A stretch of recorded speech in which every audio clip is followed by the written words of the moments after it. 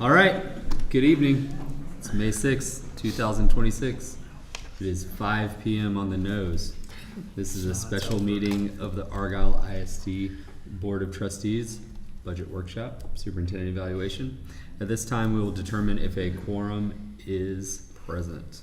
Leona McDade, present. Josh Western, present. Rich McDowell, present. Leanne Ortho, present. Matt Slayton, present. Craig Hawksworth, present. I, Sam Slayton, present. We do have a quorum established. At this time, we'll have the Pledge of Allegiance led by Mr. Hawksworth. Pledge allegiance to the flag of the United States of America and to the republic for which it stands, one nation, under God, indivisible, with liberty and justice for all. Honor to the Texas flag. I pledge allegiance to thee, Texas, one state, under God, one and indivisible.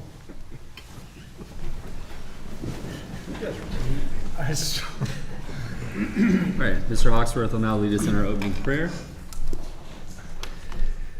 Dear Lord, we come to you today thanking you for all that you do for us. Please be with us as we contemplate decisions for the district moving forward and help us make the decisions that benefit all the students in the district. We love you, Lord. Amen. Amen. Thank you, Mr. Hawksworth. We have no one signed up for public forum. All right, so we'll Budget workshop. budget workshop. Here we go.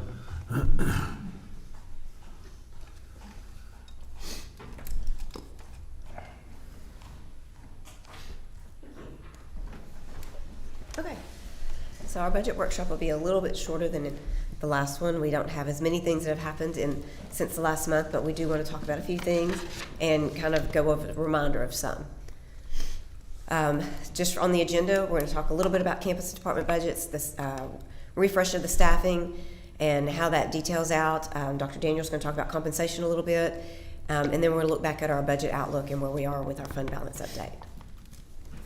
So with campus and department budgets, we've talked about this for several years, that we do campuses based on an allotment, a per student allotment. Each campus works through their budget and presents it up to that allotment. If there's something above and beyond that, then they're allowed to submit a special request. We did have one special request submitted this year. Departments are all zero-based. I know we've talked about that for a couple of years as well. They go through a ranking process. We expanded ranking from 1 through 3 this year, and we redefined our rankings and went 1 through 4 with some different criteria that each one of them had to go through on every line item.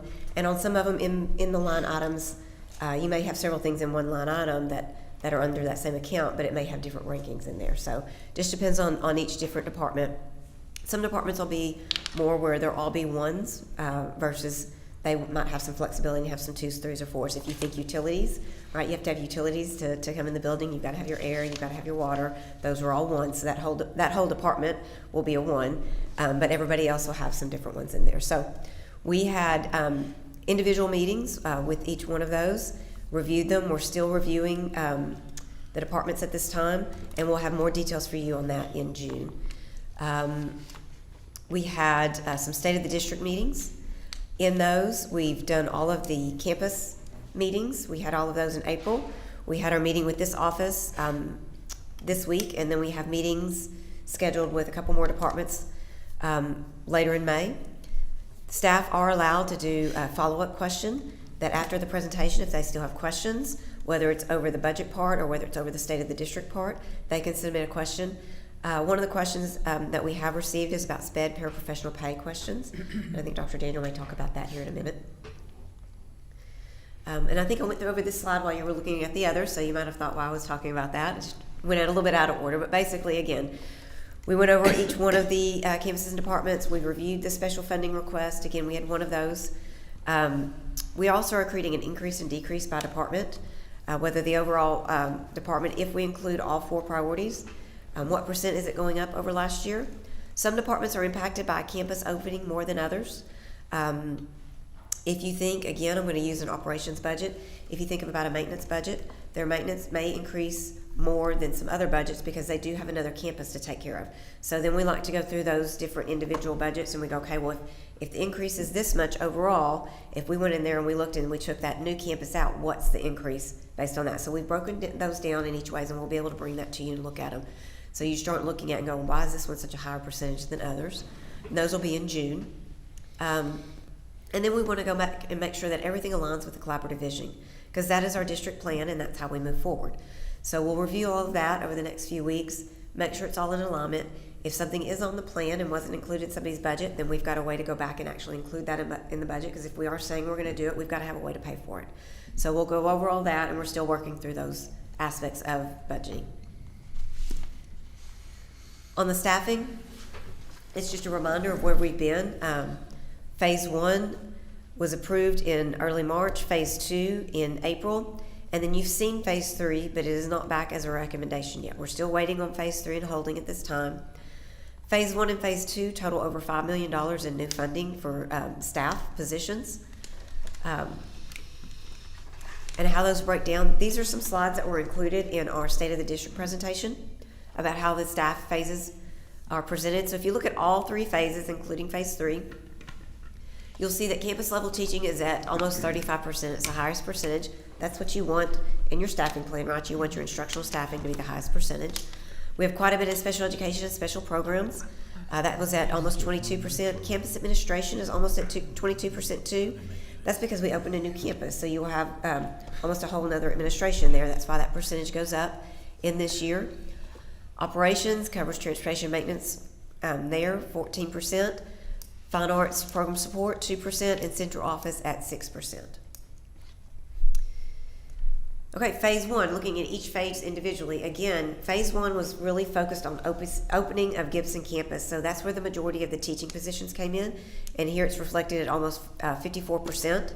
You have that campus administration, because we had that Gibson campus administration in there as well.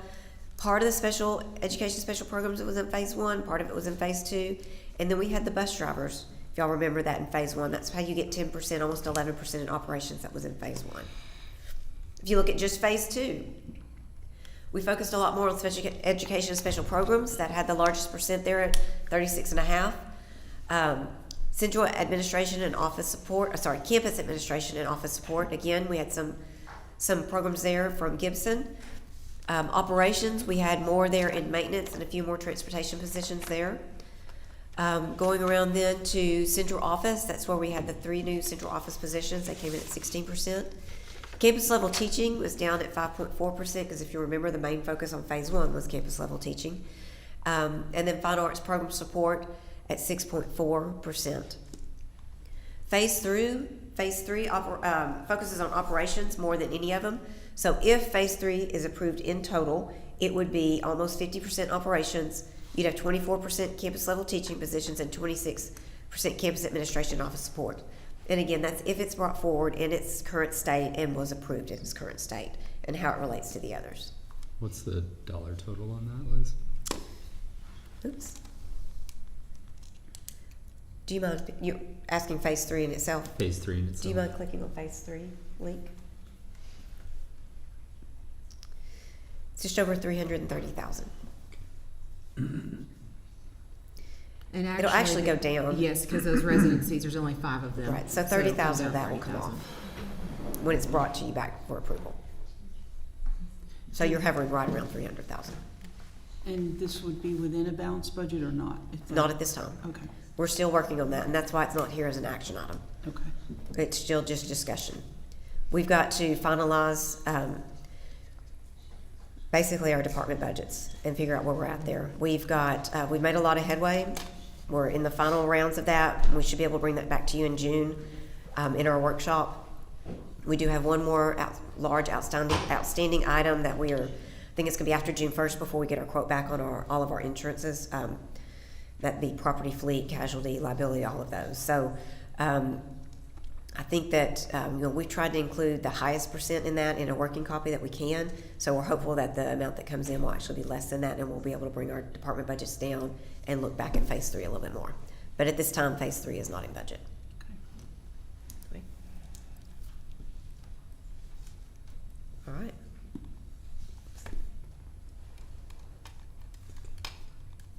Okay, so we're going to switch over to compensation for just a minute, and we're going to let Dr. Daniel discuss that.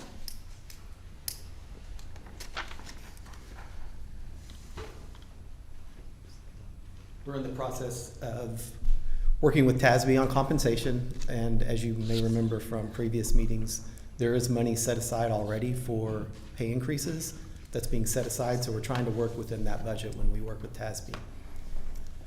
TASB is hopefully mid-May, late May, we should get some models from them based on different percentages that we've given them to see where they fall within our budget.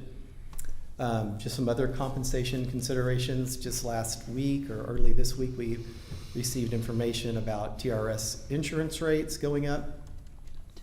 10%. So that may be something that we consider if it falls within the budget in June. Then we've also looked at our special education supplements and extra pay that we provide to teachers and aides, and we are looking at making some adjustments, specifically right now for some of those paraprofessionals that are working in the life skills, XC, and behavior classrooms, and changing their scale to a higher amount than what it is now. So that includes teachers Yes, and paraprofessionals? correct. Okay. This is just a diagram just showing the percentage of increase for all of the different plans that we put together. Just a comparison between last year and this year. And this really varies from, person to person and what plan you're on and how many people you are trying to get covered, whether it's just employee only or employee and family. So you can see the rates are going up anywhere from $58 per month to $231 per month. Did they change, do we look to see if the coverages are staying the same? I mean, sometimes they raise the rate, cut the coverage, or. Coverages are staying about the same. They go over all of the different plans with us, but the basic medical plans are same coverage. Okay. As far as participation rate goes, about a little over half of our staff participate in medical insurance options. And remember, we also provide telehealth to every employee without any charge to the employee. So everybody has telehealth, whether you take medical or not. But 54% are participating in medical at this time. That rate's stayed about the same over the years, about half of our staff. And then just looking at impact, if we were to do anything, if it's within the budget, we did increase the premium that the district made the contribution for. Either, I don't know if it was last summer or the summer before, but it did increase. Then if it increased again, that just gives you an idea of what those amounts may be based on current participation rates. So that's something that we'll look at when we bring up entire compensation package to you in June. So the money that you have set aside right now for compensation includes the possibility of one of these two options? It or doesn't, we'll see well, how no, the- we don't know. She's over there. We don't know what the models are going to show as far as Okay. pay scales, and because we're looking at that first. We're looking at the pay increases first. And then if we can afford something like this, then we will include that. Okay. And what are we currently giving employees? As just, if it's just the employee, I'm not asking about all the other. No, we get, it's no matter if it's employee only or if it's family, it's the same amount, and I think it's $350? It's either $300 or $350 a month. Okay. 50. Toward that, what was on the Correct. 600 and something? It was Yes. for the base one. Okay. And you're thinking about increasing that between $50 and $100? We would like to, but Yeah. again, it's going to matter, depend upon whether or not it can fit into our budget without having that. And no matter, and it just touches half the staff, basically. Correct. That's why the focus is on the pay increases first. Mhm. So just, this isn't for doing anything at this point in time, just a curious question. The other 46% of the people that aren't taking insurance from here, is it typically, have you surveyed them? Is it because they found it cheaper someplace else, or they have a spousal insurance? I'm thinking it's the latter, but have you ever, We have never surveyed them, Ask but them. usually that's what it is they're on a different plan through okay. their spouse. Has the district ever looked into doing your own plan? I know that's a whole, and I'm not asking for anything now, I'm just curious question. Self-funded would be through the roof. I don't know if you can be self-funded and afford it. Is it? There are some districts that have We gone. did a poll, but there were limits passed by the legislature when you could opt in, when you could opt out, how often Right. you could do that. It's like a 2-year process. Mhm. Okay, And some are coming back to TRS that have been off of it are coming Okay. back. I know that, because We did offer one of those alternate plans probably 4 or 5 years ago. yes, I remember. And it was less expensive, but there were a lot of issues with it. Okay. And so we went right back to completely back to TRS. Okay, Because you could do both at that time, but then they made a this is the decision where you had second or to third offer. year they've regionalized premiums. Is this the third? This will be the third year they've regionalized them. Yep. Yeah. Which is used to it was the same premiums across the state. Now they're regionalized, and of course, Region 11, Region 10, your metro areas our premiums are higher. it's the risk pool, Mhm. yeah, okay. Yeah. And everybody, I mean, the people that are here obviously generally seem to be happy with what TRS is providing. I mean, I'm sure they're not jumping up and down. I'm gonna say, I was gonna say, I have the insurance. through Paying this for school, health and insurance. It Yeah. works for the family, Yeah. but, Yeah, it works for it works for my family. We've always had it. Too. Okay. but the rates are terrible. Mm-hmm. Well, yeah, I agree. Okay, all right, thank you. Yep. Just curious. Yeah.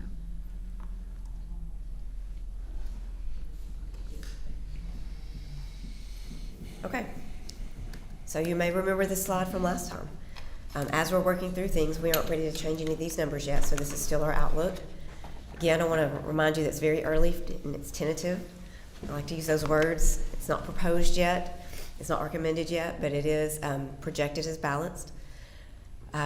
It's based on a demographer's projections. So again, your revenue depends on how many students show up and how often they show up. So we start trying to project that now. We actually ask you to approve a budget before we even know how many students will be here. And then historically for us, we've grown throughout each year, and so that changes as the year goes. But it does base it off the demographer's current projections. So our campus departments, as I mentioned, they're in review. We've looked at our operations costs with the new campus. The property values, our first look are out. We're still working through those. When we get that information final in July, towards the end of July, we'll work on our tax rate development. And we went over last time some new laws with our tax rate development and information that needs to be included and provided. We're still looking at how we can bring staffing phase 3 and what will be included in that compensation package like he just went over. We've set aside, as you can see on that bottom line here, $2 million. And it depends on what comes back as a proposal for the raise. Is there additional amount in that $2 million to offer some form of incentive towards insurance? How do you balance that when you're affecting 54% of that? Your focus is first on the pay plan. So, but that is in there right now at $2 million. Phase 1 and 2 again, $5 million. We have we always have to do the campus prior to year opening, right? There's some costs that we have the year prior opening. We've got GMS, what we've operated there. All the campus and departments increases that we've projected that we're trying to stay within, and then some one-time costs that we brought out of this year's budget that we knew were one time. So again, it's early. We're still at the same outlook that we were last month when we talked, working through those departments. I've been going back over them and making sure that we can fit them in what we projected. And so Liz, the variable that I understand in these projections is the CAD values, right? I mean, we've talked about this many times. Yeah. We last year you were making, in building the budget, you were making some projections about CAD values that didn't materialize because of a change in law. We didn't know how the formula would be interpreted. Correct. We're now year 2 into that law change. Are you thinking that this budget has a little better accuracy as to how that formula is going to be interpreted, or are we still pretty exposed there? On that portion that we're talking about, which is on the freeze reduction, I cannot remember the Senate bills off the top of my head that went into effect, but it was the hold harmless on the over 65. There were two laws that were passed there, and it's going to depend on the information every year that goes in and how it's interpreted. So what we've done is we've included what was, if you'll remember when we talked about it first, the initial information that went in January, it came out that our frozen values had gone down to 0, and they had been at $1 million, and we had expected it to be at $1 million. Now TEA stepped in and Commissioner did a little bit of different outlook than what the comptroller had. They brought that back up. It wasn't the $1 million that we had thought, but they did bring it back up. We've counted on that amount in this coming year's budget as well. So You've counted on $1 million. no, it wasn't the $1 million. It's what it came out to Yeah, this year. like 600,000 or Correct. something like that. And so that's what's in this. That's budget. in this budget. And that, in my opinion, that is gonna be a fluctuation every year that you will find out mid-year. So, And when you say, yeah, so we'll find out next, February, March. right, cause it's based on the data that's gathered and sent in by every county, Okay. so. So in the compensation planning amount, does that include, the leveling, potential leveling? Correct. We try to work all that in. Okay. The biggest overall variable in this whole budget, in my opinion, is how many students are here every single day, how many are enrolled, and how many show up for attendance every day. And that's with your growth. If you were in a district that was declining, that'd be your biggest variable too. It's a variable either way, whether it's a decline or whether it's a growth. It's projecting that, and you rely on demographers to help you project that, and work on that throughout the year and estimating, okay, first 6 weeks, your attendance is typically higher, so you know what your enrollment is as you grow. You may be growing in students, but your attendance may go down for the second, third, and fourth 6 weeks. Maybe it comes back up for fifth. Typically, it does for sixth. So that's your biggest variable in estimating your revenues. On the expense side, it would be any unknown factor.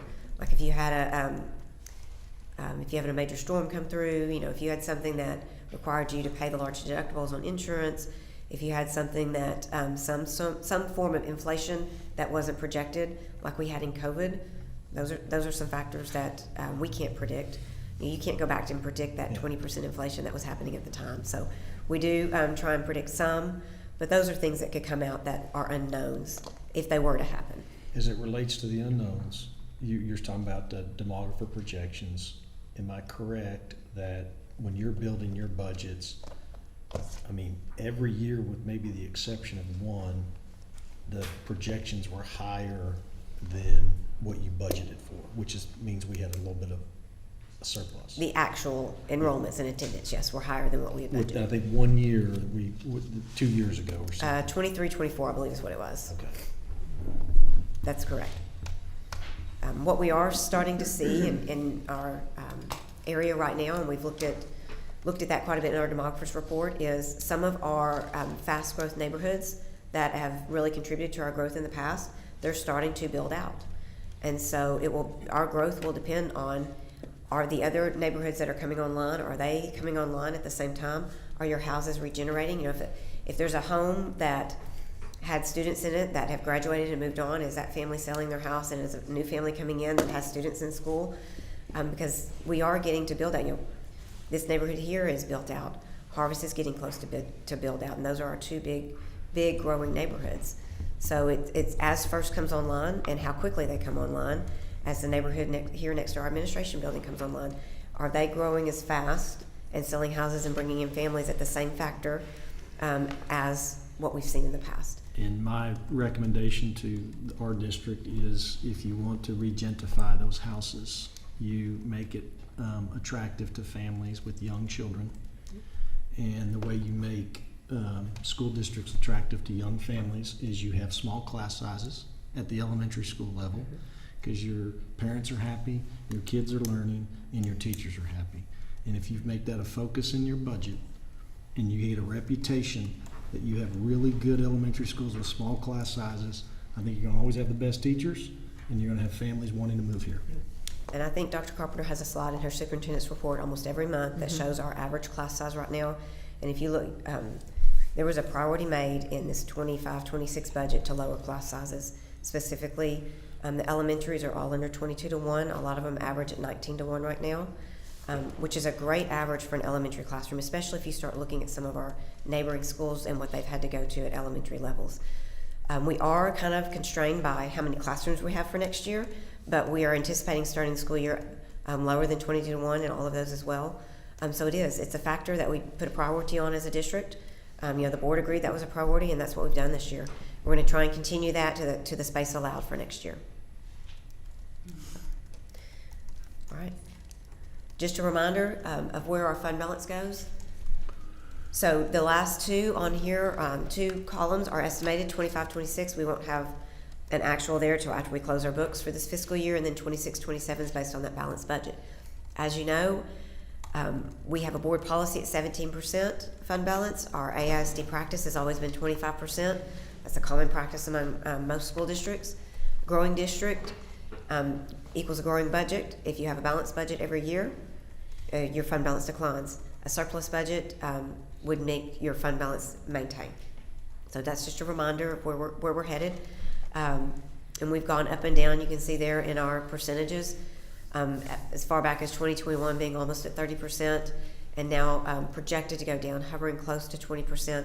But as you're growing and shredding and opening campuses, that does equal out in the years where you're not. So it should come back up. Just a reminder though on where those fund balances go and what they're projected to do. I do have a budget amendment, I believe, that will come to you in the middle of May. That would change the 25-26 outlook a little bit and increase that a little bit more, but we'll talk about that on our next board meeting. All right, next steps, May 18th, regular meeting. With the June 4th budget workshop, that's going to be focused on compensation because we plan to bring back compensation on June 15th to the regular board meeting for action. We have a regular July 20th board meeting, and then by July 25th, we'll have our certified values. We'll work on our tax rate, get all of everything calculated and advertised in the paper, and meet all the requirements, and have our August 24th regular board meeting where we plan on recommending a tax rate and a budget. So, do y'all have any questions? Wonderfully organized and informative as always. Thank you. Well, again, on June, when we're talking about compensation, we'll also have some more details on individual budgets and things like that for you to look at. So, all right. Yeah. Thank y'all very much. Thank you, Liz. Thanks, Liz. Thank you. I think the next one is yours anyway. We'll just stay with it. Okay. This is information only. Purchases above $100,000. You are getting really used to seeing this cover sheet, both in information and action. So all of these two, they both have to do with FF&E funds. One is for the stadium and IC. The other one is for GMS. The stadium and IC is about $110,000 max, not to exceed. It's going to cover items like the refrigerators in the press box. It will cover some additional tables and chairs in there. It's going to cover like the little mule vehicle that's used around the stadium to drive around, and just some different various items in there. For GMS, if you'll remember, we've already brought you the big order with all of the furniture that's already been taken care of. But this has different areas in it. It has quite a bit more in athletics. It's got more in fine arts. It's got more in curriculum, some small office areas. When you go and break it down, I'm going to just give you an example of things like when you're setting up the gym, you need wrestling mats, right? Those are a large, expensive item. Those are included in this. You might need some science materials in the classroom for science labs. So it's a little bit from every single area. We don't have quotes on every single thing, but we're using historical data that we have on opening other campuses to come up with a maximum not to exceed. I do know that there's going to be one more area that we've got to cover that will come back in June and July on FF&E for Gibson, but right now this should cover the majority of the rest of it, other than the initial furniture order. And those are both out of the 2022 bond and fallen well in line with the budgets that are presented. FF&E on Gibson is, I think the budget there was over $7 million for FF&E. It's well under that. Do you have any questions on those? Okay, we will bring those back to you on May 18th. Okay. Thank you. Okay. And then we have, the next one is FDB local policy. This is the one that you saw, I believe, April 20th. This is the one regarding siblings. And so the way the current policy reads is that the sibling transfer option is for basically written in the way that the student is with the student that you're applying with, as long as they are in that particular school. And so the recommendation was to allow the student, if the sibling took the transfer, to be able to finish where they started. So that's what that adjustment is, and we have not had any feedback or made any changes to it. So it's up for consideration. I think it's good policy. All right, I'll entertain a motion to approve action item 6A as presented. Motion to approve action item 6A as presented. Mr. Western with the motion to approve. Do I have a second? Second. Mr. McDowell with a second. Any further discussion, questions? All in favor, please raise your hand and say aye. Aye. Any opposed? All right, thank you. Okay, and then the next one was the opening configuration for Argyle Legacy High School. So back in October, we had the parent presentation where we talked about options for opening the configuration and had that parent meeting. And then we came back to you March 2nd with an update with basically the planned process, sharing with you the same opening configuration options. Did the parent poll during that time frame, came back April 20th with the board presentation that had the information from the parents, and then I'm bringing it back to you tonight to consider for action. The district's recommendation after going through that process was to 9th grade with the 10th grade option. I know when we had the parent meeting in October, any feedback we did receive at that time, parents were excited about the option. I had one email yesterday from a parent advocating for the option, but can certainly answer other questions from constituents that you may have heard from regarding the opening configuration recommendation, and we can go from there. Well, I have run into several parents just in the past this week, which is convenient. And I think when they filled out the survey, they were doing it from the frame of mind that siblings may be able to transfer for 1 year, but maybe not repetitively after that because the policy wasn't in place. And so they were all like, oh, we'll go to Legacy High School. But then once they saw this presentation, they're like, maybe we'll stay at Argyle High School. So when the idea of opening 2 high schools came about, we talked about having a freshman class, a sophomore class, with the possibility of a junior option, which makes sense to open a school and have that many students there. But then looking at it going this direction, if you have students who said they were going to do the sophomore option or go to Legacy as sophomores, so class of 2030, if given the option to go to Argyle High School, now you're potentially looking at opening Legacy with a full freshman class and a very partial sophomore class. And I don't know what that looks like with impacts on class offerings, how that affects UIL, if that's the most prudent use of space and administrative costs. So for me personally, I don't feel like I'm ready to make that decision, but if you have more information, Okay. I'd be open to hearing Sure, it. I appreciate that question. Yes, I can answer a little bit. I've also got Ms. Lumsden here. I know she can probably talk a little bit about the sizes as far as the numbers for making classes, and then Dr. Jordan, you can talk a little bit about academic offerings. Why don't you start there as far as the messaging on class offerings hasn't changed, correct? It has not. Okay. So both high schools and both middle schools are operating off of this same course selection guide. So the same courses will be offered to all students regardless of which campus they attend. But then which courses are actually offered is going to depend on what students select. Generally speaking, we would say a class makes if 15 or more students select that class. However, we have classes where we stack them. This is a theoretical, probably not an actual, but let's say we have AP drawing, AP painting, AP sculpting, 5 students in each class. Well, the art teacher could have all 15 students in the same class period where she's operating with 3 different groups, teaching, putting them to work, teaching them, putting them to work. Another option that we've talked about, we could have a shared teacher. So maybe they're AM here, PM here, or even Monday, Wednesday, Friday here, Tuesday, Thursday here with an aide facilitating in between, and then flip-flopping the next week. So we have some options if classes don't make that we know are really important for our students' future. And that's really just it's pretty temporary. Absolutely. It's that one class, of course. Yeah. And we already do stack classes at the We high do. school here, correct? Okay.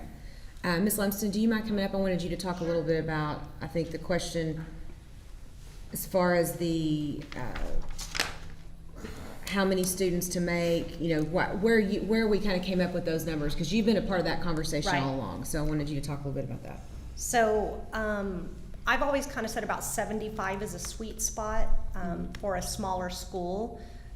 What happens is if you have a teacher who's not a teacher coach, they're just a teacher, they teach 6 periods, so that'd be 150 students. So the most normal of configurations, and it used to be how we set up elementary schools too, 6 homerooms or 6 sections is a whole teacher. If you have, what happens is if you go down to 75, now that teacher would need to teach 3 sections of this and 3 sections of that. So it creates like a double prep, but at high school that's not uncommon to teach a couple of grade levels. So that's why 75 is kind of the sweet spot. What happens when it gets lower to 75, depending on how it digresses down, it adds more preps for teachers or more travels, which it costs that travel period. I like what Dr. Jordan just said about like that setup where there's a teacher here and there's an aide here and they're alternating how many days are there, and the aide is more monitoring work and the teacher's there for the instruction. That would be a very workable, that I think would be better than a traveling teacher losing a period. So basically, when I think about going small, I've always been under the thought as a principal, like I feed the teachers, so the teachers feed the students. So I immediately go to what does that do to my teaching staff? So I think 75 would create a couple of preps, which isn't that taxing. I know when I was talking to teachers about staying at AMS or going to Gibson, just being very fluid with them and saying, for a couple years you may have 2, 3, if you're an elective teacher, maybe 4 preps or more, but look what we're getting to do. There are teachers who that's exciting for them to open a new school, and so to have multiple preps, that'd be something they'd be willing to do for, not long term, not forever. No teacher wants to do that forever. But to get to be a part of building something new, I think we would have buy-in, because I had more people volunteering to do that than I expected. Like, I was afraid not enough people were going to want to stay at Argyle Middle School, and as it turned out, we had to move some, and being very open with them about prep. So that's the first thing I think of. If you go real small, like if it goes down to 40 kids a grade level, like would be a little crazy, because then you'd have 3 preps, but even with 3 preps, there's no way to do that where it wouldn't decrease the class size down to around 20. So if you go too small, you're creating the expense because the number of students in the class, like 40, you have to do 2 sections, right? So that'd be 20 per section, or you have to run 1 section of 40. But you've got to get down in that really small zone before it creates a different student ratio. So I think we have teachers that would want to have multiple preps to be a part of Opening Legacy, as long as they knew as we grow, their preps shrink.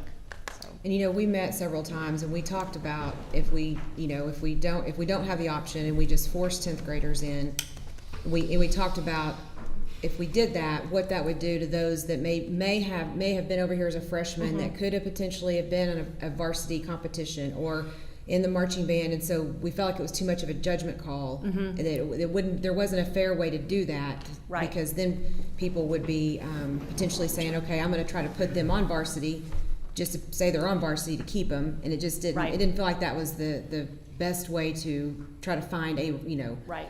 Something for a way to decide that. So that's right. Would you add to that? Yes, as a former coach, I would say teaming kids is the most stressful thing you do. So if you add that, because there would, like if we add the scenario where if you make a varsity sport over here, then you can stay over here. Just imagine the pressure on that coach now. Like, is it going to look like I'm putting this kid on varsity just because their parents want them to stay, or do I have a parent? Like, it's just a tremendous amount of pressure to put on a coach. And then I also think if you go down that route and you do it for athletics, well, then you have to think about, band. Well, band just has 1 band, so if they're marching, they're on varsity. And then theater, we only have one act play, so does that mean they're varsity? And UIL academics, whoever competes, is that? And before you know it, it might as well be, there might only be a small handful of kids who now are choosing just because we've let everyone choose, because so many people fall into competing at something at the varsity level, that really, why take away the choice for the kids who aren't that involved when the whole point of doing this is to get more kids involved? Does that make sense? Yes. Is the expectation that it's going to be 115 kids that are at the 2030 graduating class opposed to 45? I hope so. I think they have some of the numbers, like an expectation. Yeah, in on here that slide. Based on this survey. That's the one, I mean, right, correct, yeah, we had. based on the people that responded Based on with the they just sibling kind of rule done as a it was. predictive, using predictive model there, and we have some numbers. And, we talked to different districts, we have for 2 years, a couple years now, and of course, I come from one where we did 9 and 10, and there was no 9 or 10 option. We've talked to districts that have done it since then, that went with a 10 option. We've talked to one that didn't do just 9 only, just started with 9, and then matriculated everybody up. So you've seen different models of it. And it's really just what best fits your community. There's no right or wrong answer to it. But I think, we felt like we had the best feedback after that parent meeting of parents saying, yes, we want to be able to have that choice, because they get over here and they meet their friends, or they're, acclimated, and so that's kind of where our conversations went. We spent a lot of time talking through that, to bring a recommendation, obviously, but yes, the other thing you can do is say, okay, we'll do an option, but if we don't have X amount, then all of you are going, and we'll make a decision by this date. That can be done, but even in the districts that have done the option, they've averaged about half the class. It's what they've all averaged. Now, of course, not everybody's the same, but. Right, so what would that look like at? That would get us to the 75, Yeah, so very it's, close. yeah, I mean, so it would be, probably, we're expecting about 350 to 450 in the 9-10, so half of a class, about half of that 150-ish probably, or 175, 200. But regardless, on a UIL standpoint, we're expecting Legacy that first year, and we've said this all along, we're expecting them to be a 3A that first year, because they'll be in the middle of an alignment. Right. Then the way UIL works, if you open up with 2 grade levels, then you double that for the new alignment. So, for example, we'll open in 27, and then when it's time to turn in UIL numbers in fall of 27 after snapshot, we take what we currently have enrolled in 9 and 10, and it's a times 2. And they place you in. So that's going to take us to 4A. It should take us to 4A immediately with that. If you open up with 9, 10, and 11, your multiplier is different. So it all depends on what you actually, they have a formula for what you open up with. So we're expecting that first year to be 3A, and then beyond that will be 4A. Argyle High School, we don't expect it to change from 5A. It should stay 5A. From a capacity standpoint, what our numbers are showing us from projections is we'll get to 33, 34, and we hit right at 34, 35, hitting that 2200 number over here. So it's getting us through that year with the zones the way we've got them right now is what the projections are showing. Now, again, that's 10 years out. So this would run, does it impact the capacities at the 2 campuses that first year if you offer the option? Like, are either one close to running at capacity? No, because this one, right now, the projections, what we have that we've shown in 27, 28, if, let's say we open up over there at, 400, and so you end up, you only get, half of those in there. So let's say you're at 300. You're over here showing 16, 13, so maybe 1700, which right now they're running. What we are. Yes, a little bit less than what we are right now, that first year. And then, of course, each year it matriculates up. It's just that first year it'll be a little bit smaller. And as we project further out, the delta's like within 75 students or something like that? Closes rapidly. No. Well, I mean, 10 years out projection. Again, let me rephrase. That's 10 years. So that's a long ways out. But the 10-year projection is a difference of about 1,200 and 2,100, which we've known. That's kind of what we've known. Mm-hmm. So I think 4A and 5A. I mean, my But he's thoughts. talking graduating class. Graduating class. I thought when we had. Graduating Yes. class. Sorry, I'm doing Yeah. capacity. No, I'm Capacity. sorry. Yeah. Yeah. Okay. Graduating class, like 80, The delta of 80 to 75, 100, right? like right Yeah. there. It's about a 60-40. What I'll tell you is I didn't have anybody reach out to me, which doesn't mean much, but I didn't hear anything about it. But Leanne, you do cause me to think about it at a little, probably maybe even a deeper level. When I came up with in the last meeting, I had some questions about it. I do think the 10th grade option has the potential of getting Legacy High School off to a little slower start. Potential.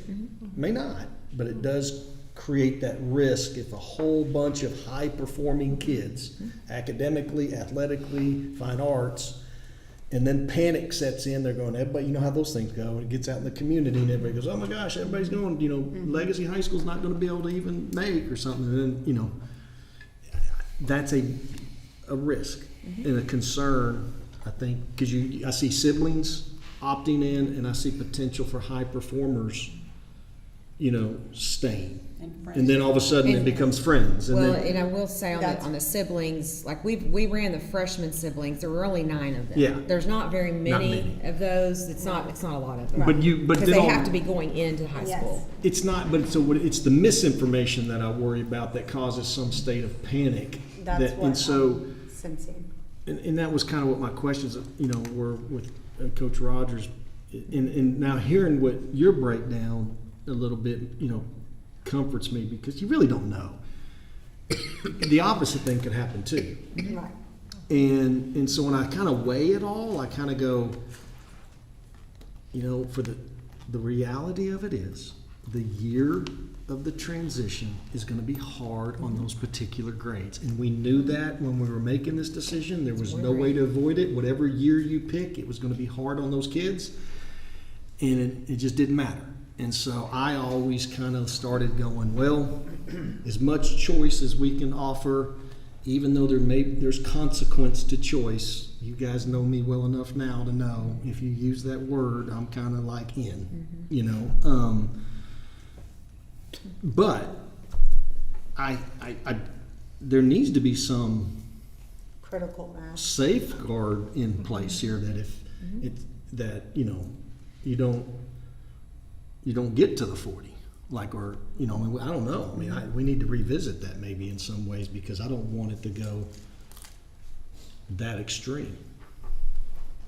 Well, when you're looking at staffing too. Yeah, you're for all staffing the an reasons. administrative team, and if it's really 40% of the freshman class is what's there, and then maybe, or of the total freshmen for this district, and maybe if you have half of the 40% of the sophomore class, but you're running an administrative team. We have received criticism from our community for things like that, and that's what I worry about. That was the big criticism. But I think we still, That's just gonna yes, happen. but we would know our ratios. We would know our Right. numbers. So we're going to When staff is the on a deadline ratio. for them to make a decision? So that you can make an Right, informed so if you'll go decision down- about staff. Rick, will you go down to what we presented last time? Can I make go a back point? up to timeline? Sorry. Well, Yes. while Oh he's wait, that looking was for it. Sorry, you were on it. Sorry about that. Keep I going. think for staffing, one thing There you that go. maybe is important to point out, which we all know, but maybe we're October. not thinking about it. Sometimes when new high school's opening, they're opening and moving into a new building, so all that overhead costs. So just remember, we're in a building where the middle school will be there too.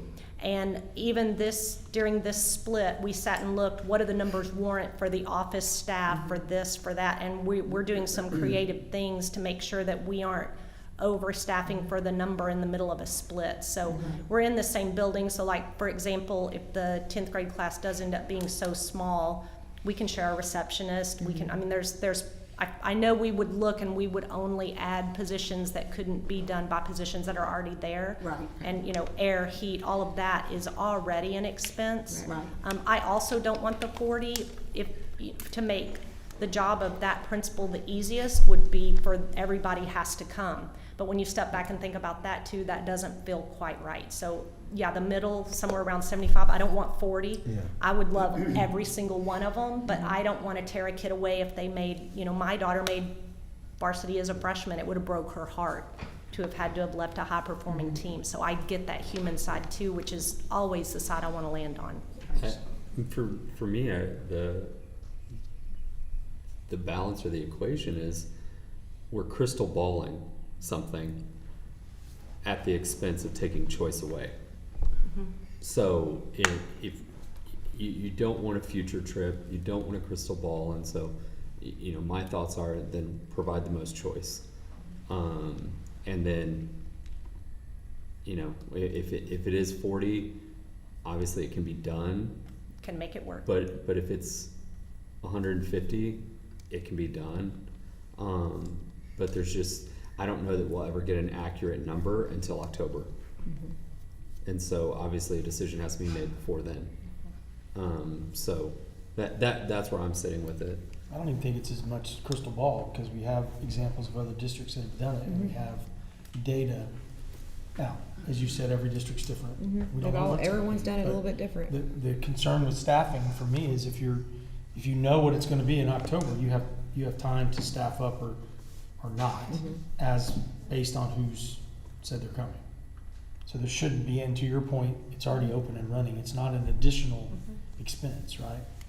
Bringing Gibson Middle School onto this, right? And we see the effect of that on the budget currently. Yeah, do y'all want Whitney to come up here and talk about that? Yeah, No, I'm just- and Ms. Knowles. Don't listen to him. It's okay. Well,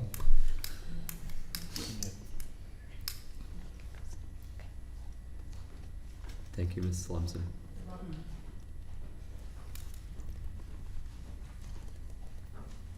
Any other comments, questions? I know some of when we were meeting and talking about this decision, one of the things we didn't just talk about was when Argyle High School was small, you know, it's kind of that same mentality is program directors and coaches are recruiting kids to be multi-sport, you know, that's just gonna be the culture of that campus.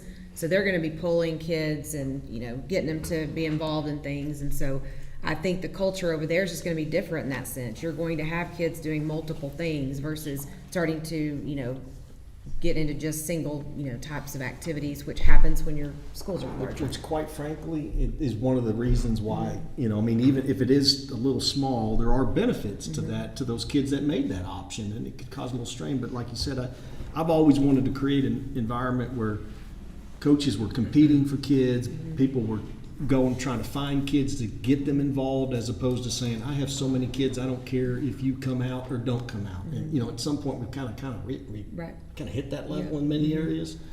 And so I love the idea of them saying, come join my program, club, whatever it is. And so, Well, and how many parents have we heard from throughout the years of like, I remember when you could do multiple sports in Argyle. March in the band and play football. March in the band and play football.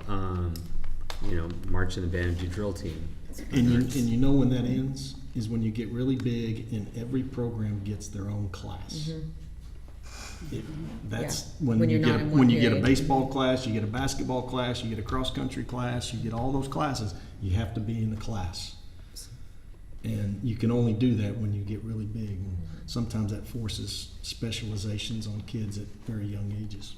That's my opinion, but I'm sure somebody disagrees with it. And the schools that'll be in their classification will, you know, have those same kind of, they'll have those same those kids that are, you know, playing or participating in several things. Because that's just that culture of those size schools. So it's going to be the transition years could be potentially rough. I mean, when you see these schools open up, they do struggle, but you see them the next year. I mean, they're right back, you know, and Some of it I'm don't prepared struggle. for that, you know, and I'm kind of excited about growing something and seeing these people and these new leaders and these new families get excited about growing something. So if they choose to stay at Argyle High School and don't go to Legacy, do they have any choice? And they live in Legacy. And that attendance bound, do they ever have a future choice to be able to go back there? Yes, they will, because they live there. It's the opposite that they don't want. You know, if you make a decision, you can't turn, like if you said you were gonna go over there, then you changed your mind, we wouldn't come over here. But if you started here and wanted to go back, yes, absolutely, because that's their zone. Okay.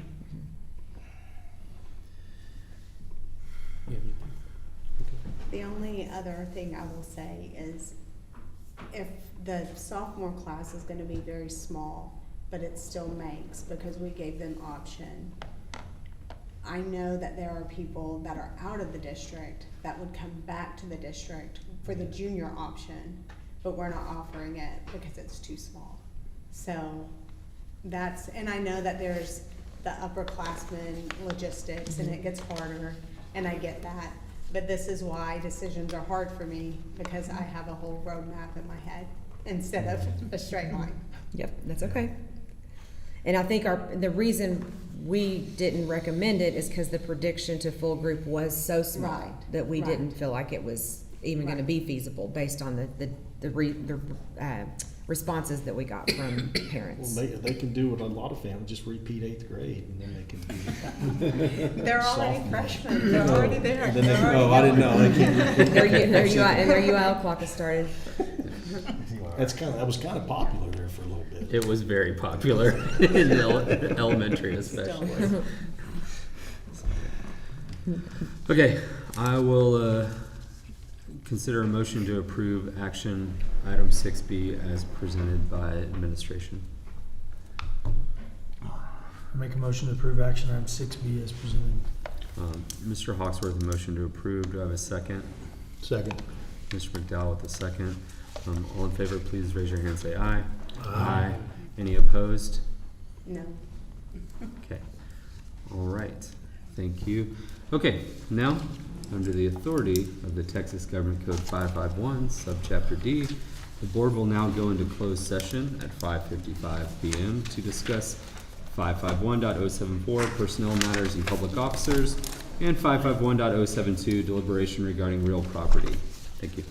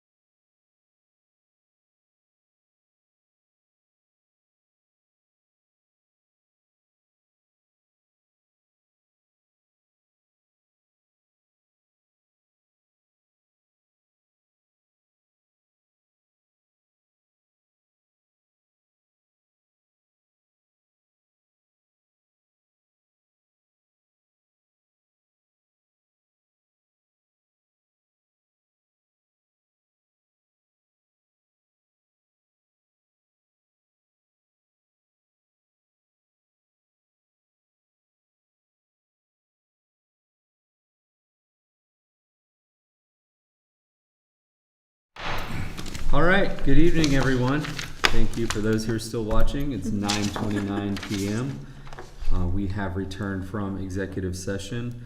At this time, I will entertain a motion to approve action item 8A, consider action on superintendent contract. Motion to approve action item 8A as presented. Mr. Matthew Slayton, motion to approve. Do I have a second? Second. Mr. Hawksworth with the second. All in favor, please raise your hand and say aye. Aye. Any opposed? All right, thank you. The time is 9:30 p.m. and we are adjourned.